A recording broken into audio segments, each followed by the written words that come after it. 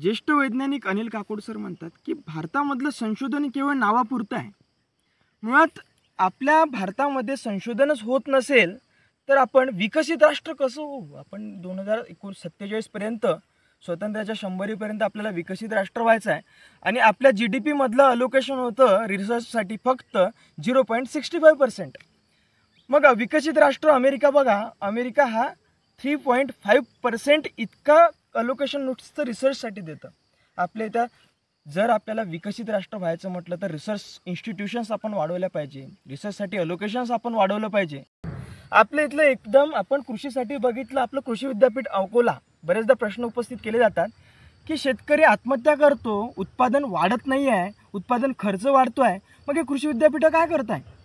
नुसती खर्च करताय आणि नुसती संशोधनाच्या नावावरती बोंबा मारतायत. काही अर्थ आहे का या गोष्टीला? म्हणून आपण संशोधन आपल्या व्यवस्थित झालं पाहिजे. आपण चांगल्या संशोधन संस्था उभारल्या पाहिजेत. किमान या GDPच्या 2.5% तरी एवढा खर्च या संशोधनावरती व्हायला पाहिजे आणि जो सध्या होतोय 0.65%. फार लाजिरवाणी गोष्ट आहे आपल्यासाठी. आपण कसंही होऊ शकणार नाही आहोत विकसित राष्ट्र.